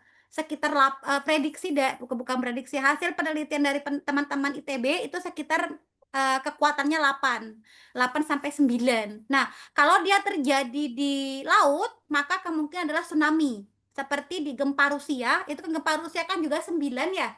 Terjadi di laut, maka ikutannya tsunami, tapi korban jiwanya 0. Dan di Jepang tahun 2011, itu juga megatrust juga karena gempa di laut juga menyebabkan tsunami dan tapi korban jiwanya cukup besar gitu. Dan kemudian menyebabkan meledaknya fasilitas nuklir. Bagaimana kabarnya? Ya kabarnya kita nggak tahu Pak gitu. Kapan dia akan muncul kita nggak ada yang tahu. Seperti yang saya sampaikan ya, gempa itu adalah salah satu bencana yang kita tidak pernah tahu kapan terjadi. Yang tahunya hanya Allah. Jadi kalau dari sisi saintis ada 3 parameter gempa gitu ya. Yang pertama adalah lokasi. Lokasi ini bukan hanya di sekitar Jawa Barat, di sekitar Banten, bukan hanya itu. Kalau dari sisi saintis dia harus posisi detil di derajat berapa nih di Indonesia. Kemudian yang kedua, waktunya kapan gitu. Waktunya bukan hanya bulan Desember akan terjadi gempa. Bulan Januari, enggak. Sampai dengan detik. Yang ketiga adalah kekuatan. Kekuatan itu kalau di sini kita nyebutnya magnitud ya, yang 4,9, yang 5. Nah, 3 parameter ini adalah simultan. Dan sampai dengan sekarang belum ada satupun ilmu pengetahuan yang bisa mengungkapkan kapan gempa terjadi, dengan catatan yang saya sebut gempa terjadi itu ketika 3 parameter ini bisa diketahui sebelum gempa terjadi. Itu belum ada. Ketiga parameter ini diketahui setelah gempa terjadi. Beda sama tsunami. Karena tsunami itu adalah gempa yang terjadi di laut. Syaratnya gempanya terjadi di laut, kedalaman gempanya dangkal, biasanya sekitar 10 km, dan karakteristik gempanya adalah dia adalah naik turun gini. Sehingga ada peluang air laut menyurut dulu kemudian membuat gelombang yang cukup besar. Nah, jadi kalau disebut dengan megatrust maka ada kemungkinan kita bicara gempa yang terjadi di laut. Bagaimana kabarnya kita nggak tahu gitu ya. Kita nggak tahu kapan dia datang, kita nggak tahu kapan dia muncul gitu. Yang bisa sekarang cuma dilihat sekitar 1000 tahun, sekitar 100 tahun, sekitar berapa tahun. Tapi secara detail kita nggak pernah tahu gitu. Maka ya tadi, yang perlu kita ingat ketika dalam kondisi apapun gempa itu terjadi, kalau kita lagi berada di daerah pantai, maka jauhi pantai gitu. Kalau kita misalkan lagi jadi di kapal, kita harus paham bagaimana menyelamatkan diri di air. Kalau kita lagi di daratan, maka yang tadi kita lakukan seperti di video tadi, merunduk dan melindungi kepala bagian belakang. Bukan dengan panik atau menyebarkan hal yang jadi nggak ada yang bisa tahu kapan gempa itu terjadi gitu ya, kapan megatrust terjadi. Kemungkinan ada banget Pak, ada banget. Tapi kapan nggak ada yang tahu. Nah seperti di sini. Ini yang warnanya adalah gempa masuk kategori gempa ini gempa yang terjadi di laut ya, tapi belum masuk megatrust karena nggak terlalu tinggi, magnitudenya nggak terlalu besar gitu ya. Nah, yang di sini yang disebutkan kan di sini kan sebenarnya kan harusnya ini kan sering terjadi gempa nih sekitar sini. Bentar saya tunjukin yang ini. Nih, harusnya kan di sini harus jadi gempa, tapi ada daerah kosong sini kan. Daerah kosong, daerah kosong, daerah kosong. Nah, kalau dalam bahasa ilmu sains, daerah-daerah kosong ini dia menyimpan energi yang kemungkinan suatu saat akan membuat gempa lebih besar sekitar sini sama sekitar sini. Begitu. Jadi kalau ditanya bagaimana kabarnya, saya juga nggak tahu kabarnya Pak gitu ya. Kita juga nggak ada yang tahu. Yang perlu kita lakukan adalah siap sebagai masyarakat, gitu, sebagai individu. Tadi minimal kita punya fotokopi dan digitalnya KTP sama kakak kita gitu ya. Minimalnya di rumah kita ada persediaan makanan selama 2 hari. Maka belajarlah mulai menyetok air gitu ya, menyetok beras gitu, menyetok makanan selama 2 hari gitu. Minimalnya di rumah kita gitu, kita menyediakan baju khusus yang tidak dipakai sehari-hari. Saya di rumah punya masing-masing keluarga ya, saya siapin masing-masing satu kantong plastik masing-masing, di plastik yang mudah dicari gitu. Disediakan minimal untuk 2 hari yang tidak pernah kita gunakan. Nanti secara reguler kita ganti sesuai dengan size-nya anak-anak sekarang gitu. Jadi itu minimal bisa kita lakukan. Jadi kalau ada kondisi darurat, dalam kondisi 2 hari bantuan belum datang, kita bisa bertahan dengan apapun yang ada di rumah kita. Nah, kalau sudah bisa menjadi kebijakan RT gitu ya, Bapak Ibu adalah pengurus RT, itu bisa dibawa sebagai kesiapan sebuah RT. Kalau Bapak Ibu adalah pengambil kebijakan tingkat kecamatan, itu juga bisa latihan penyelamatan gempa tingkat kecamatan. Tapi kalau kita belum punya tanggung jawab RT, kelurahan, kecamatan, bahkan di negara, maka yang perlu kita siapkan adalah diri kita sendiri dan keluarga kita. Mulai ngajak anak-anak bicara tentang gempa, diskusi, kalau nanti misalkan di gempa lagi di sekolah, gimana prosedur mereka gitu. Kita ajak bicara. Siapa yang jemput mereka, bagaimana cara mereka ngasih tahu guru ustazahnya gitu. Nanti misalkan kalau saya ke anak-anak gitu, kalau dari gempa di rumah berarti nanti ibu dan ayah yang akan menjemput kalian. Sampai ibu ayah jemput, kalian tetap di sekolah. Nah, itu mulai kita ajak bicara anak-anak gitu. Sampai kita pahamkan misalkan nama ibunya siapa, nama ayahnya siapa, diajak ngomong gitu. Tinggalnya di mana, kita nggak pernah tahu anak kita nanti kira gempanya di mana gitu mereka. Tapi mereka tahu minimal tinggalnya di mana, diajak. Alamat rumah kita di mana, Nak, gitu. Tinggal kita di mana gitu. Kalau ada gempa gimana gitu. Kita mulai ajak ngomong itu ke mereka. Sampai suatu saat kemudian kalau ternyata gempa itu terjadi dan keluarga kita tidak dalam satu tempat, mereka bisa menyelamatkan diri. Dan ketika mereka ditanya ibu ayahnya namanya siapa, tinggalnya di mana, mereka bisa menjawab gitu ya.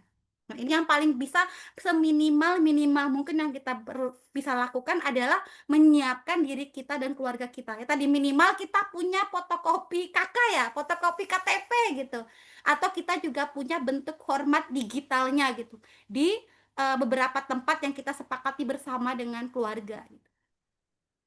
Begitu ya Bapak Ibu, kalau ditanya kabarnya saya juga nggak tahu nih kabarnya gimana. Dia akan terjadi ya, kemungkinan akan terjadi karena secara faktor geologi, kita nyebutnya dalam bahasa sains faktor geologi ya, semuanya mendukung gitu. Yang diprediksikan di sekitar tempat kosong ini ya, yang kemungkinan menyimpan energi dan suatu saat akan memunculkan gempa dengan kekuatan yang lebih besar gitu. Nah, begitu juga dengan fasilitas kesehatan gitu. Mungkin mulai ada diajak diskusi prosedur kesehatan di di rumah sakit seperti apa gitu. Kalau kita memang belum sebagai sebuah direktur ya kita sebagai individu kita sebagai orang yang bertanggung jawab terhadap diri kita sendiri. Cara paling gampang yang seperti saya share di video tadi dengan cara latihan sering-sering terkait dengan latihan penyelamatan gempa seperti yang di sini ya. Ini. Di Jepang pun sampai dengan sekarang mereka juga masih melakukan latihan ini. Dan latihan inilah juga yang kemudian menyelamatkan sebuah sekolah di Jepang ketika gempa 2011 itu. Mereka harus bertahan selama kurang lebih semalaman. Sekolah mereka dekat dengan tsunami, tapi karena sekolah memang sudah dilatih untuk latihan menyelamatkan ini berada di posisi atas sekolah dan di sekolah itu ada sumber makanan, selimut, kemudian selimut, kasur gitu ya, baju ganti. Jadi ketika mereka harus berada di sekolah sekitar 24 jam, tidak ada korban jiwa di sekolah tersebut gitu. Dan mereka aman-aman aja sampai kemudian datang helikopter yang menyelamatkan para warga sekolah di lantai atas sekolah gitu. Jadi itu yang bisa kita lakukan, kayak beda sama yang gempa Cianjur itu kan juga jam 1:30 ya dari di sekolah. Saya ingat banget lagi di sekolah anak-anak saya gitu. Ya udah itu pasti kita lihat kepanikan ya. Bahkan beberapa video pun juga muncul ngelihat mereka, ini kita ngapain gitu. Tanpa seorang pun yang kemudian mengomando anak-anak menyelamatkan diri. Maka ketika itu adalah di sekolah, perlu kita bicarakan di sekolah. Ya, apa yang perlu kita lakukan ketika anak-anak ini terjadi gempa di sekolah sampai mereka dihantarkan kepada orang tua masing-masing gitu. Nah, ini sayangnya ini hampir semua sekolah yang saya isi belum pernah melakukan gitu ya. Tapi ya pelan-pelan gitu ya, karena ini kan edukasi ya, edukasi butuh waktu yang panjang gitu kita untuk memulai melakukannya. Jadi paling tidak kita dari rumah kita masing-masing gitu. Begitu kurang Bu lebih Fepti, jawabannya. Bu Fepti, dari BRIN sendiri ada nggak kurikulum yang dianjurkan untuk sekolah, Bu? Jadi kan penting ya, terutama untuk anak-anak ya. Jadi alangkah baiknya kalau mungkin dari Menristek ya, BRIN bisa bekerja sama dengan namanya pusat-pusat pendidikan dari mulai SD sampai kuliah gitu ya, dijadikan mata kuliah gitu. Mata kuliah kan kita kuliah itu kan sebetulnya luas ya, jamnya banyak kan. Kalau masukin kuliah tentang kegempaan kan cuma sedikit banget SKS-nya sebetulnya kan. Gitu Bu Fepti. Mungkin usulan dan gimana tanggapannya Bu? Membuat kurikulum itu bukan wilayah BRIN, Bu. Tetapi sebenarnya di Permendikbud itu udah punya, Bu, tahun 2019. Nah, Bapak Ibu guru silakan cari Permendikbud nomor 33 tahun 2019 tentang konsep sekolah satuan pendidikan aman bencana. Ini sudah jelas sekali ya, latihannya bagaimana, setelah sekolah itu ngapain, itu udah sejelas sekali. Jadi kalau BRIN tidak punya wewenang untuk membuat kurikulum, tapi biasanya kita sebagai peneliti gempa dengan senang mengedukasi ya. Mereka saya diminta di sekolah, saya dengan senang hadir gitu dan mencari bahan-bahan yang memudahkan masyarakat memahami gempa gitu. Tapi kalau kita bicara ada nggak sih aturannya? Aturannya ada di tahun 2019 nomor 33. Tapi beberapa kali saya nanya ternyata banyak juga sekolah yang belum tahu tentang konsep ini. Mungkin Bapak Ibu silahkan baca ini Permendikbud nomor 33 tahun 2019. Seingat saya belum ada revisi. Jadi bisa dibaca bagaimana cara membuat sekolah aman bencana. Ini bisa kita adopsi di perkantoran sama di perumahan gitu ya. Nah, tadi dari sini ya tahun 2022 kita udah punya 2019 aturannya. Tahun 2022 dilakukan penelitian efektivitas aturan ini ternyata baru 4% yang menyelenggarakan. Jadi biasanya sekolah-sekolah yang di dalam wilayah-wilayah misalkan Jogja, sekolah Muhammadiyah di Jogja gitu. Tapi untuk sekolah negeri hampir tidak pernah melakukan edukasi ini gitu, walaupun udah punya Permendikbudnya. Tapi nggak apa-apa, yang kayak saya bilang tadi ya, yang perlu kita lakukan sebagai masyarakat individu gitu. Maka sebagai tadi benar sekali, ini bisa kita masukkan di sini ya, dibahas di aturan ini, kita bisa masukkan dalam pramuka. Hampir sekolah punya kegiatan pramuka ya. Nah, ini bisa banget latihan yang seperti ini jadi kegiatan di pramuka. Cuma kita belum biasa aja gitu ya. Ini misalkan anak-anak pramuka, kita mulai minta mereka melakukan ini gitu. Nanti kita bikin satu kelas. Saya pernah memandu ini sekolah anak saya gitu ya. Satu kelas kemudian berkembang menjadi satu sekolah gitu. Nah, ini bisa di pramuka, kalau di sini disebutkan dalam konteks intrakurikuler itu bisa dalam pelajaran biologi, untuk ilmu pengetahuan alam gitu ya, ilmu pengetahuan alam dan ilmu pengetahuan sosial itu bisa sekali.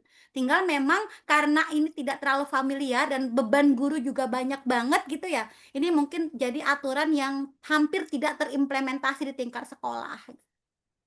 Oke. Makasih Bu Pepti. Iya. Mungkin ada Bapak lain yang bisa atau yang mau bertanya, yang mau menambahkan atau mau bertanya silakan. Mohon maaf dok, ini ada pertanyaan melalui chat nih, room chat dari Klinik Cimahusada Karya Utama. Untuk Ibu Pepti, izin bertanya Bu. Iya, silakan. Silahkan dijawab Ibu. Oh, yang mana ini? Di room chat Bu. Oh, yang biasanya gempa di Jawa Barat itu ya? Izin bertanya Bu, perkiraan kisaran berapa lama air laut surut kemudian kembali menjadi tsunami? Dan bagaimana solusinya jika di pinggir pantai tidak ada jalur untuk melarikan diri untuk mencari daerah yang lebih tinggi? Dari Klinik Cimahusada. Oh gitu. Oke, berapa lama gitu ya? Saya juga lupa nih berapa lama. Tapi cepat dalam hitungan detik gitu ya. Maka ketika jadi dari terjadinya gempa sampai kemudian kan sebenarnya gempa itu kan nggak dekat dengan pesisir pantai ya. Gempa itu agak jauh dari titik pantai sebenarnya. Jadi kita punya waktu sekitar 5 menit seingat saya untuk menyelamatkan diri. Dari mulai terjadinya kerasa gempa sampai tsunami mulai datang.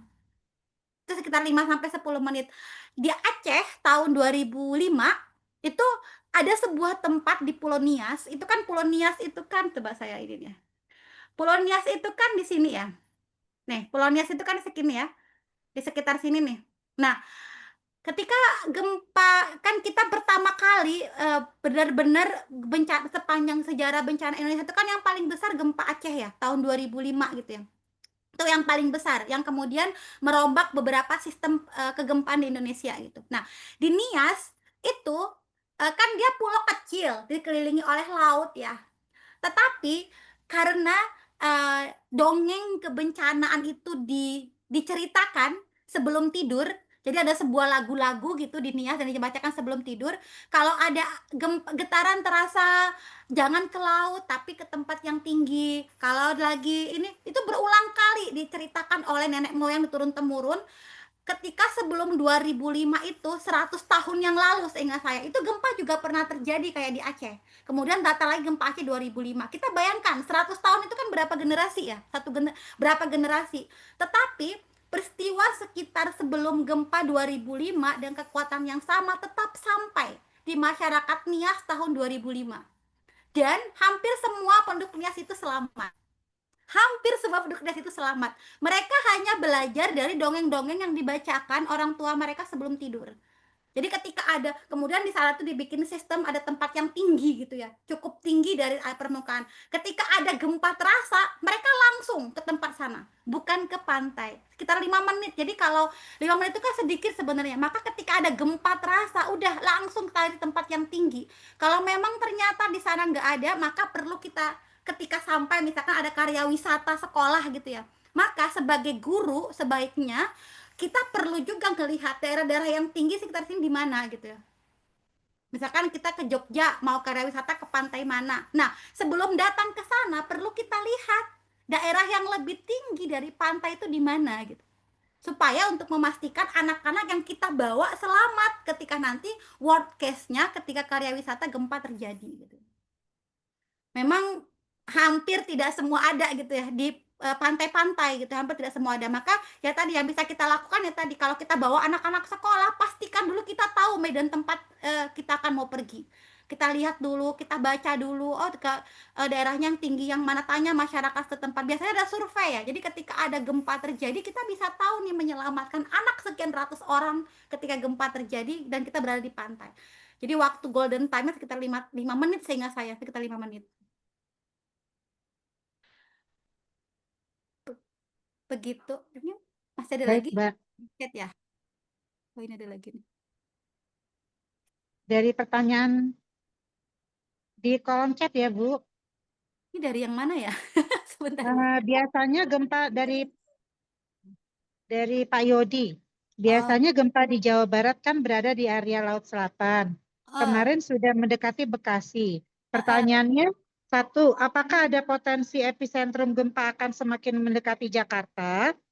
Yang kedua, apakah ada gunung dorman yang mulai kembali aktif di sekitaran Jawa Barat apabila gempa kemarin ternyata vulkanik? Gempa yang kemarin pasti bukan vulkanik, Pak. Itu pasti gempa tektonik. Jadi, epicenternya itu bukan mendekati, karena memang berbeda gitu. Dulu kita taunya yang di sekitar sini ya, di sekitar sini gitu. Jadi memang karena disebabkan oleh pertemuan puzzle besar. Tapi ternyata ini juga ada di ini. Dan gempa itu kan kadang di tempat yang sama, kejadiannya itu bisa 10 tahun yang lalu gitu. Dan karakteristik masyarakat kita lupa mencatat ya. Kita tuh lupa mencatat hampir semua data kegempaan itu penelitiannya dari penelitian Belanda, dari ketika Belanda datang gitu. Ketika gempa Cianjur sebenarnya beberapa puluh tahun yang lalu pernah terjadi juga gempa yang sama di Cianjur itu. Nah, ini juga dengan gempa di Karawang. Sebelum yang 4,9 ini juga ada sering terjadi gempa itu. Saya tunjukin ya, tapi ini hasil penelitian ya. Sebentar, coba. Tadi saya baru ditanya media Kompas gitu. dengan pertanyaan yang sama dengan Bapak, Pak. Sebentar, saya lihatin gambar yang tadi saya kasih ke Media Kompas. Pertanyaannya hampir sama gitu ya. Udah saya cari dulu nih WA-nya mana tadi? Oh ini WA-nya beliau. Saya coba tunjukin. Oke. Belum kelihatan ya? Tadi saya juga ditanya dengan pertanyaan yang sama. Coba saya tunjukin. Oh ini. Nah, saya tunjukin gambar ini. Gambar ini adalah publikasi penelitian ilmiah yang dipublikasikan tahun 2024 atau 2023. Ini Karawang kan? Karawang di sini kan gempa kemarin. Sebelumnya udah ada gempa, Pak. Kita yang nggak ngerasa gitu. Nah, daerah sini kan. Di daerah sini kan. Nah, kita di Tangerang nih. Belum kerasa karena apa ya? Karena belum ada sensornya di sini. Memang kemudian penelitian ini berfokus di sekitar sini nih. Nah, sekitar Karawang emang sering ada gempa di tempat yang sekarang terjadi gempa gitu. Jadi ini tadi saya juga tanya pertanyaan sama wartawan ya, kemudian saya kasih gambar ini gitu. Jadi bukan posisinya gempa yang jalan gitu. Jadi gempanya nggak jalan. Memang di Indonesia itu sumber gempanya bisa berasal dari laut atau dari darat seperti di sini. Kalau yang dari laut berarti pertemuan antara puzzle besar tadi. Kalau yang di darat itu pertemuan puzzle-puzzle kecil yang adalah garis merah di sini.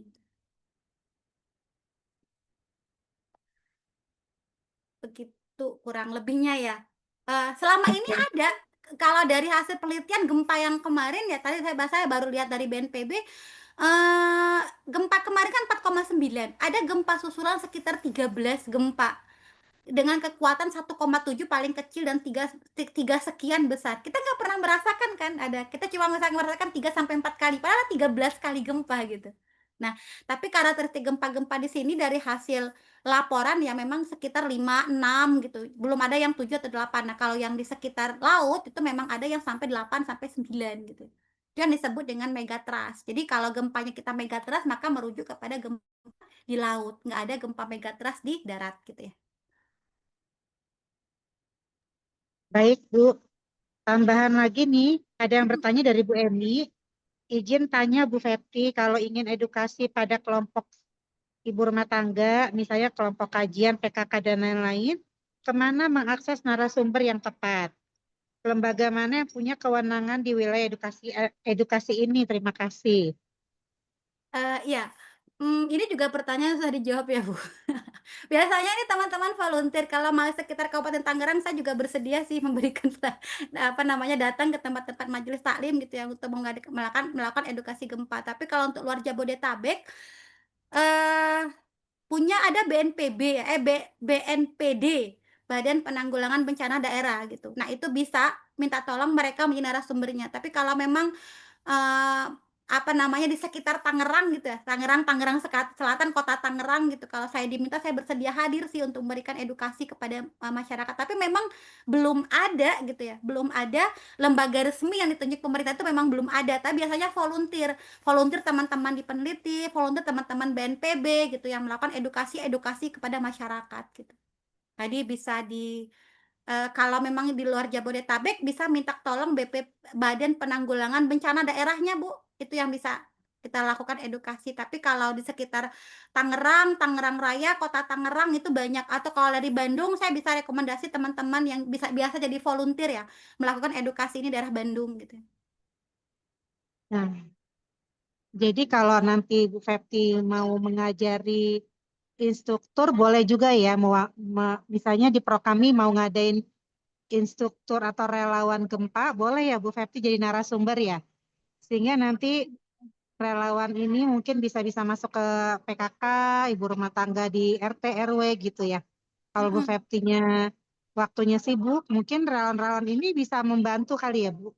Iya, kita sediakan semacam training for trainer gitu ya. Jadi nanti dengan itu kayaknya harus sesimpel ini memperbanyak relawan. Iya, bisa. Emang karena belum ada sih sebenarnya Dokter Nuli. Iya. Kayaknya di PMR atau Bulan Sabit Merah Remaja itu juga bagus ya Bu. Kalau kita masukin materi-materi kewaspadaan bencana, salah satunya gempa ya. Ya, biasanya Hmm. dompet duafa juga udah punya ya relawan yang mengedukasi yang materi-materi kemasyarakatan dompet duafa yang saya ingat udah ada juga. Kemudian Hmm.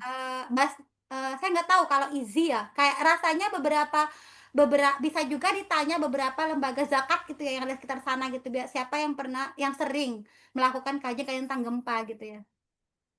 Hmm.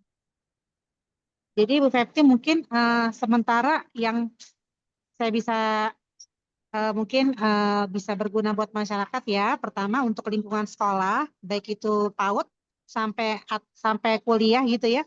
Alangkah baiknya para dosen atau guru membuat latihan-latihan kegempaan paling tidak 6 bulan sekali ya. Dan itu bisa bertanya kepada BNPD atau kepada Bu Fepti ya mengenai kurikulum atau apa materi-materi yang sederhana yang bisa disampaikan gitu ya. Nah, Iya. mungkin yang kedua untuk ibu rumah tangga, untuk komunitas-komunitas juga penting menyampaikan ya Bu kepada sesamanya, kepada kita semua. Kalau lagi daripada gosip-gosip yang lagi viral gitu ya, mendingan kita gosipin tentang bagaimana mengantisipasi bencana. Ya. Seperti itu ya. Dan persiapan-persiapan apa nih untuk sebagai ibu rumah tangga ya terhadap keluarga, anaknya, lingkungannya yang bisa diantisipasi walaupun kecil, sepele tapi ternyata berdampak besar gitu. Dan mungkin untuk tenaga kesehatan juga bisa diaktifkan kembali ya di rumah sakit, di komunitas-komunitas kesehatan, klinik, dan lain-lain untuk juga bisa mengantisipasi korban-korban ya yang siap menangani korban-korban untuk yang di sekitarnya kali ya, Bu ya, seperti itu. Iya. Mungkin ada tambahan dari yang lain, kita diskusi juga ya saat ini nggak harus, mungkin ada pihak yang lain yang ingin menambahkan apa nih yang harus kita lakukan untuk masalah bencana ini untuk diri kita maupun untuk lingkungan ya yang bermanfaat seperti itu. Silakan. Itu ada Pak Ahmad Kubaisi yang angkat tangan, Bu. Oh ya, silakan. Ya, terima Silakan, kasih Dok. Kak. Makasih Kak Nulia Hapunten. Enggak terima kasih atas penyampaian informasinya dari Dokter suaranya kayak kecil deh. terima kasih atas penyampaian informasi dari Ibu Brin. Sebenarnya tadi udah terjawab sih ya, karena ada planning memungkinkan dari teman-teman Brin untuk melatih tadi, karena kan kalau tadi dibilang bahwa kita harus ke anak-anak sekolah dan sebagainya, artinya kita tuh punya masing-masing tuh punya peran di entah lembaga apapun. Ketika memang kita sudah aware terhadap hal seperti ini, bagaimana kita bisa menyampaikan ke yang lainnya. Nah, pada sisi ini berarti sudah terjawab tadi untuk mudah-mudahan ya ke depan tuh bisa bisa tadi training for trainer atau apapun begitu yang untuk kita sama-sama melatih dan bisa menyampaikan diseminasi informasi tentang kebencanaan. Ya, terima kasih, Dok. Gimana Mbak Fepti tanggapannya?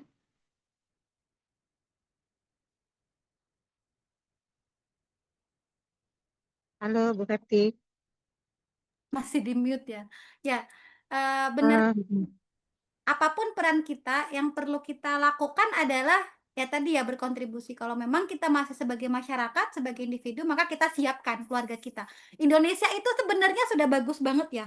Kita punya dalam setahun 6 bulan pertama di akhir April kita punya hari kesiapsiagaan bencana. Tanggal 30 April. Itu kita punya hari kesiapsiagaan bencana, tapi hampir tidak pernah ada gaungnya ya sampai ke bawah. Tanggal 13 Oktober kita punya hari pengurangan risiko bencana.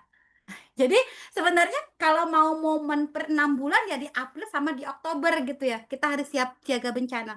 Bahkan tahun kemarin tahun ini ya, BNPB itu udah memulai di April seingat saya melakukan latihan penyelamatan gempa secara online bersama-sama sebagai sebuah masyarakat. Karena untuk mengantisipasi beberapa daerah, maka kemudian mereka melakukan latihan online serempak gitu. Kemudian masyarakat melaporkan kepada BNPB hasil latihan mandirinya. Sayangnya Yang saya amati gaungnya nggak sampai ke Tangerang waktu itu sih, tapi mungkin sampai Jakarta doang ya, apalagi ke daerah-daerah di luar Pulau Jawa gitu. Nah, jadi kalau mau latihan kita bisa mengambil bulan April atau bulan Oktober.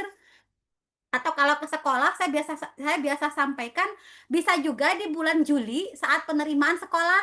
Nah, kan biasanya kan ada masa MPLS ya, masa pengenalan lingkungan sekolah. Nah, kita mengenalkan tentang Betul. gempa di MPLS itu gitu loh. Itu bisa banget. Kan MPLS paling tidak selama setahun sekali kita latihan, belum bisa 6 bulan sekali minimal setiap MPLS gitu. Setiap MPLS kita lakukan latihan penyelamatan gempa, kita kenakan tentang gempa, kita hadirkan juga pendongeng-pendongeng tentang gempa gitu ya. Nggak mesti juga harus dengan materi yang serius gitu, kita bisa request tema gitu. Kita bisa request tema dengan pendongeng yang kita hadirkan. Biasanya anak-anak SD, TK tingkat bawah itu kan pakai dongeng. Nah, kita hadirkan itu. Sumber-sumbernya banyak, buku-buku buku-buku gratis dari materi website Mendikbud itu juga udah banyak bisa diakses gitu. Jadi tinggal bagaimana cara penyampaiannya sesuai dengan target peserta gitu ya. Kalau dia adalah anak-anak, kita sediakan lagu. Saya punya lagu buat anak-anak karena saya pernah diminta mengisi sekolah di kelas 1 sampai kelas 3 gitu ya. Saya punya lagunya akhirnya, bikin gerakannya, lagunya gitu ya. Kalau ada gempa itu saya punya lagunya, saya kumpulin dan Boleh, Bu, puterin kalau lagi ada nyanyikan. anak-anak.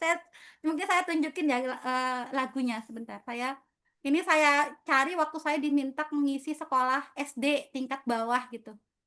Lagunya seperti ini. Bentar, mana bentar ya. Ini lagunya di YouTube juga banyak sih. Ini juga sama temanya saya ambil juga sama sih tentang berteman dengan gempa. Waktu itu diminta mengisi sekolah gitu ya. Ini lagunya kayak gini. Jadi ada 3 lagu nih. Nih, ayo kita siaga, tek dunung tek. Nah, ini lagunya kalau yel-yelnya. Kemudian nih lagunya, pakai lagu pelangi-pelangi. Kalau ada gempa lindungi kepala, kalau ada gempa jauhilah kaca. Jangan lupa doa, bersiaplah antri, berbaris keluar, kumpul di lapangan. Nah, ini bolak-balik kita lakukan anak-anak ya, sampai mereka jadi, oh ya kalau ada gempa lindungi kepala, kalau ada gempa lindungi kepala. Ini saya ambil materi ini ketika saya diminta ngisi anak-anak sekolah level 1 sampai level 3 gitu. Wah, keren, Bu. Selamat jalan. Begitu ya. Ini ada juga yel-yel ini saya dapatkan ketika saya lagi penelitian di Lombok, kemudian ketemu teman-teman psikolog dan kita bikin yel-yel ini karena kita diminta mengisi anak-anak kecil gitu. Kemudian karena kita nggak mungkin menyampaikan materi dengan keterbatasan sumber PowerPoint macam-macam, kita bikin yel-yel akhirnya. Ini cobain ya. Ayo kita sih ya, gah. Tek, deng deng tek gitu. Jadi kayak pakai tepuk tangan gitu. Ini saya ambil ketika kita lagi di Lombok waktu itu. Ini sumber-sumber anak-anak SD ya. Jadi ini materi anak SD yang kayak saya kumpulin gitu. Yang tingkat bawah ya TK kelas 1 sampai kelas 3 gitu. Begitu kurang lebih lah. Kalau ini di YouTube banyak ya. Kalau di YouTube banyak. Kalau yang ini kalau memang nanti mau screenshot-nya saya screenshot-in untuk bisa dimulai di sekolah masing-masing atau di rumah masing-masing gitu ya. Bu Fepti, ada yang mau minta PowerPoint slide-nya boleh? Boleh, yang tadi saya Yang tampilin tadi. boleh, karena sifatnya semuanya bisa diambil. Boleh nanti saya kirim lewat Kak Usama ya? Lewat ini bisa ya di sini ya? Sekarang, oke sebentar saya Lewat PDF. obrolan bisa ya, Bu, kali ya? Oke, Biar sebentar. nanti yang peserta yang hadir bisa langsung mendownloadnya ya. Oke, saya coba dulu ya. Bapak Ibu, sambil menunggu, Bapak Ibu ada lagi yang mau bertanya?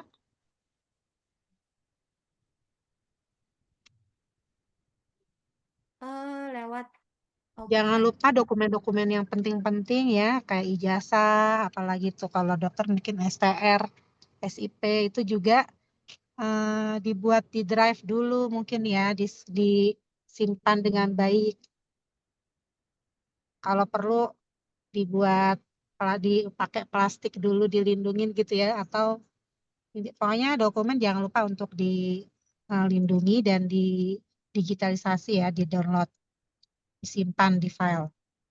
Nah, kemudian Bapak Ibu mungkin ada yang mau bertanya tentang itu ya, tertarik tentang membangun rumah yang tahan gempa ini mungkin mahal nggak ya Bu ya?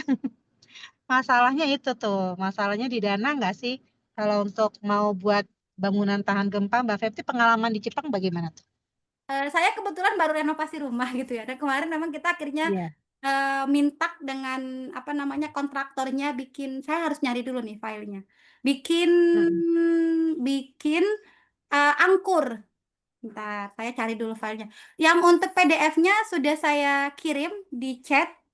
Semoga bisa Mm. di-download ya. Semoga coba silakan nanti kalau misalkan udah saya PDF-in sambil saya nyari Makasih. Mm.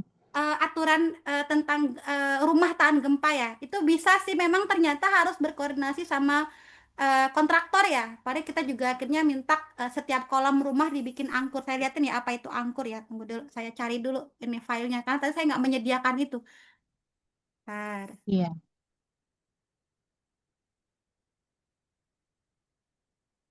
Gimana Bapak Ibu bisa di-download kan ya materinya? Semoga bisa ya. Coba silakan dicoba dulu.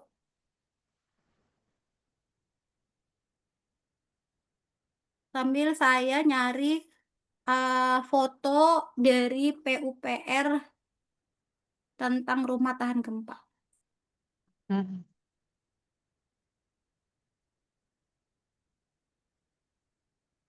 Oke, saya screenshotin satu-satu.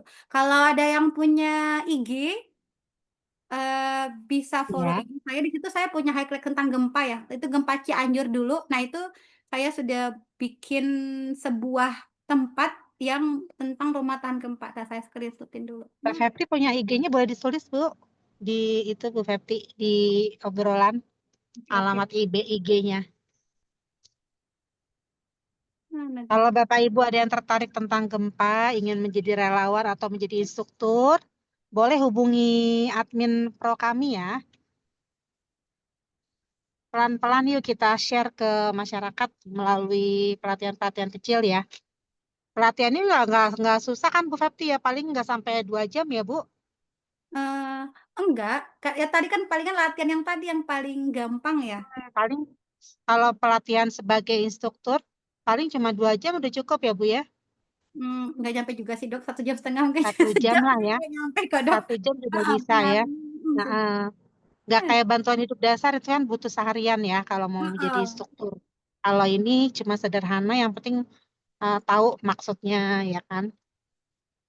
Aduh, di mana ini sebentar. Sebetulnya paling penting itu adalah bagaimana suatu lokasi itu bisa menjadi jalan keluar ya Bu ya. Dia harus tahu daerahnya, bagaimana evakuasinya, harus kumpul Benar. di mana. Itu setiap orang, setiap individu dan yang mempunyai institusi komunitas mungkin bisa melihat dulu nih survei gitu.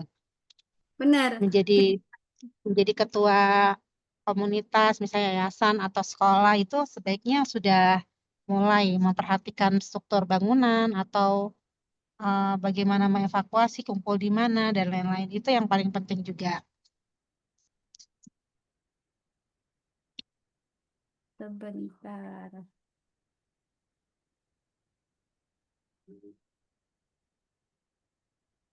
Masih ada waktu 10 menit lagi, Bapak Ibu. Oke, saya coba Boleh tunjukin. nanti alamat IG-nya Bu Febri ya. Saya coba tunjukin gambar ini. Ini sebenarnya dari PUPR ya, dari apa namanya Perumahan Rakyat, tapi dokumennya jarang diakses. Nah, ini contoh rumah tahan gempa. Jadi ada ini kan kolom ya, kita sebut kolom di sini. Kalau kemarin tuh sama di rumah itu pengalaman di rumah kita bikin kayak semacam besi kolom gitu dihubungkan sama hebel atau bata kiri kanannya. Nah, ini. Jadi seperti ini nih yang angkur. Kalau kita punya 2 lantai, berarti bikin seperti ini setiap kolom. Ini sederhana ya sebenarnya, tapi hampir jarang dilakukan. Karena biasanya setelah kita bikin kolom langsung ke hebel atau bata gitu. Nah, ini tinggal dipasang kaitan besi gitu. Besi kolom itu dipotong kecil-kecil kemarin sama waktu pengalaman di kontraktor itu segini kalau nggak salah ya. Dia menghubungkan ke dalam bata atau batako di sini. Nah, ini yang kita bisa lakukan kalau ada ketika saat renovasi. Kita bikin ini nih.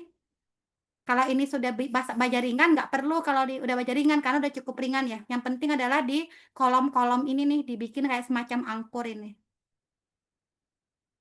Ini kemudian kalau ini biasanya standar, jadi yang sering terlupakan tuh ini nih Bapak Ibu, sama hubungan di sini nih kalau kuda-kuda biasanya standar ya. Yang sering terlupa tuh ini menghubungkan di sini.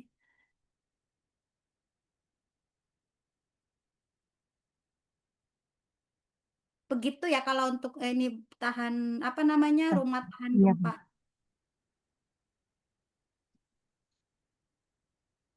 baik, menarik ya Mbak Dwi. Kira-kira Mbak Dwi kayaknya masih ini ya bermasalah dengan jaringan. Bagaimana Bapak Ibu? Apakah ada yang bertanya? Atau mungkin sebagai akhir dari rangkaian acara ini mungkin Bu Fepti ingin sedikit memberikan benang merah atau poin-poin penting untuk diingat untuk kita semua, Bu, silakan. Ya, saya suka quote lakukan apa yang bisa kita lakukan gitu ya. Karena kalau kita tidak mau misalkan harusnya pemerintah kayak gini gitu. Harusnya berarti kayak gini. Nah, kita terus akan ter terjebak gitu ya pada hal-hal yang di luar kendali kita. Jadi, kalau saya lebih suka lakukan apa yang bisa kita lakukan gitu. Jadi sebatas mana yang bisa kita lakukan itu yang kita lakukan. Kita baru bisa bergerak dalam hal apapun dari skala keluarga kita ya nggak apa-apa, lakukan dulu sampai kita punya kesempatan melakukan perbaikan banyak hal di tingkat RT, RW sampai dengan ke tingkat negara. Jadi quote saya cuma tadi terkait dengan edukasi gempa, lakukan apa yang bisa kita lakukan gitu. Itu yang perlu kita pelajari bersama ya. Lakukan apa yang bisa kita kontrol dari diri kita sendiri gitu. Jadi entah sebagai seorang ibu, sebagai seorang pendidik, bahkan kalau kita misalkan di sekolah, guru-guru yang kepala sekolah belum mendukung, ya sudah, dalam mata pelajaran yang kita ampu gitu.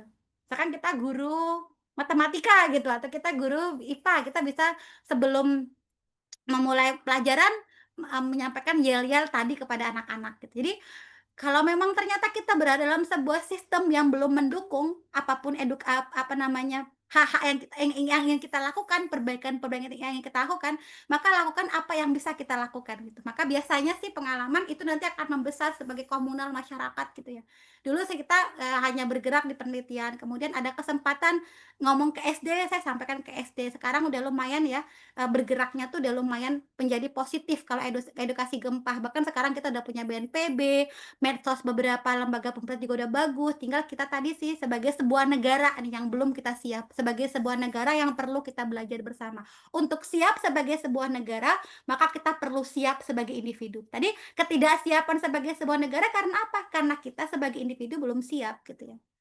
Begitu, kurang lebih seperti itu Bapak Ibu, kita lakukan bersama ya apa yang bisa kita lakukan gitu, dan jangan pernah kita merasa, wah ini nggak ada harapan tinggal di Indonesia. Enggak gitu, kita punya harapan. Kalau memang belum di masa kita ada edukasi gempa, kita tanamkan, semoga di masa anak-anak kita nanti, mereka punya kesempatan yang lebih baik dalam hal apapun gitu ya. Baik. Oke, sudah cukup jelas sekali, alhamdulillah. Barakallah, terima kasih Bu Fepti atas ilmunya, atas pengalamannya yang luar biasa ya, yang sudah memberikan pencerahannya kepada kita semua tentang kegempaan. Jadi jawabannya bisa banget bersahabat dengan gempa. Tadi ada yang minta Menjadi narasumber Pro Kami Banten ya. Dan Iya. kalau ada Bapak Ibu nanti ada yang mau mengundang Bu Fepti, semoga ada waktunya. Terima kasih jazakallah, jazakillah khairan katsiro kepada Bu Fepti, dan terima kasih kepada Ibu Wisuriani ya, yang sudah memandu di awal acara. Mohon maaf beliau tidak bisa membersamai karena ada masalah jaringan di kampusnya ya. Bapak Ibu sekalian, alhamdulillah kita sudah ada di akhir acara. Terima kasih banyak atas perhatiannya, kehadirannya di acara webinar awam Zoom Pro Kami Banten. Semoga apa yang sudah kita bicarakan hari ini mendapatkan berkah, mendapatkan manfaat ya, dan menjadikan wakaf jariah untuk Bu Fepti ya.